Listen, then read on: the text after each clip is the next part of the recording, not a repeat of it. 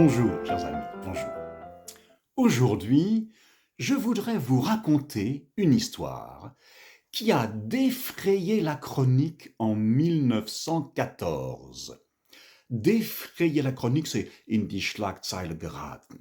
Aujourd'hui, je voudrais vous raconter une histoire qui s'est passée en 1914, qui a défrayé la chronique en 1914. Nous sommes en mars 1914. À l'époque, le ministre des Finances s'appelle Monsieur Joseph Caillaux. Il a déjà été Premier ministre. Il a la réputation d'un homme brillant et assez arrogant. Et il est en train d'introduire en France, attention, l'impôt sur le revenu, die Einkommensteuer. Joseph Caillaux est en train d'introduire en France l'impôt sur le revenu, et c'est la raison pour laquelle, dans certains milieux politiques, il est cordialement détesté. Le journal Le Figaro en particulier est le porte-voix de ceux qui sont contre l'impôt sur le revenu et donc contre Joseph Caillaux. Le Figaro, qui existe encore, c'est un journal qui existe encore aujourd'hui. À l'époque, Le Figaro était un journal très à droite. Aujourd'hui, je dirais que c'est un journal de centre-droit. Quoi qu'il en soit, Joseph Caillaux et Le Figaro ne sont pas du tout amis. Or, Joseph Caillaux est marié avec une femme qui s'appelle Henriette, Madame Henriette Caillaux, et c'est le deuxième mariage d'Henriette Caillaux parce que, avant d'être mariée avec Joseph Caillaux, elle avait été mariée à un certain monsieur Renoir, je crois, oui, Renoir, monsieur Renoir. Et pendant qu'elle était mariée avec monsieur Renoir, elle avait eu une aventure amoureuse avec Joseph Caillaux et il s'était écrit des lettres d'amour.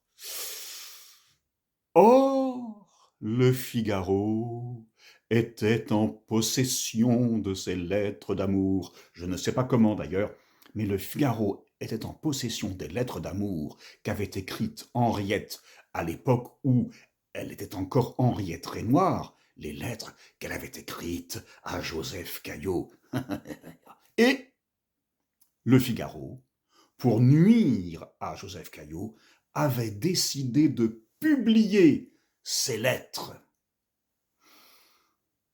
Un soir, Henriette Caillaux monte dans un taxi, se fait amener au siège du Figaro, demande à voir monsieur Gaston Calmette. Gaston Calmette, c'est le rédacteur en chef du Figaro.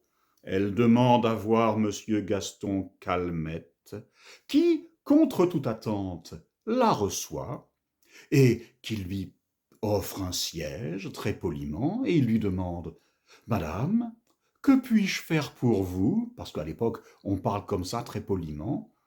Henriette Caillaux répond « Rien, monsieur ». Elle sort un revolver de son sac à main ou de son manchon et bang, bang, bang, bang, elle tire sur Gaston Calmette qui va mourir quelques heures plus tard à l'hôpital de Neuilly. Tout le monde, les gens qui ont entendu les coups de feu, tout le monde accourt.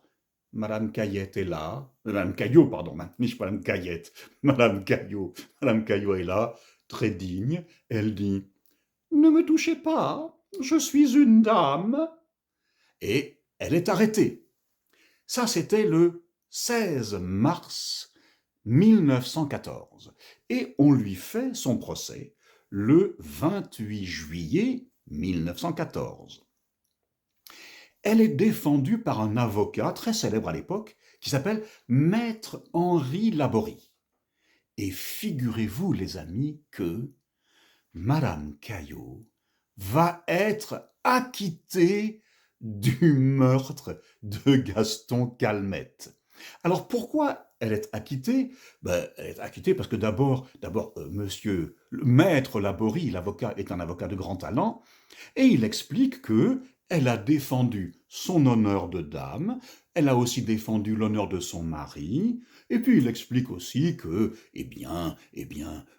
les femmes ne sont pas vraiment responsables de leurs actes. Et les femmes, elles tombent souvent en syncope, hein, elles s'évanouissent souvent, elles ont des vapeurs. Ça correspond tout à fait à l'image qu'on se fait, enfin, ça correspond à l'image que certains se font des femmes à cette époque. Et c'est la raison pour laquelle elle va être acquittée. Et elle est morte de longues années plus tard, à l'âge de 89 ans. J'ai oublié la date de sa mort. Cet acquittement aurait pu être un très grand scandale en France si la Deuxième Guerre mondiale n'avait pas éclaté 2 jours plus tard. Et voilà, chers amis, à la prochaine fois. Au revoir.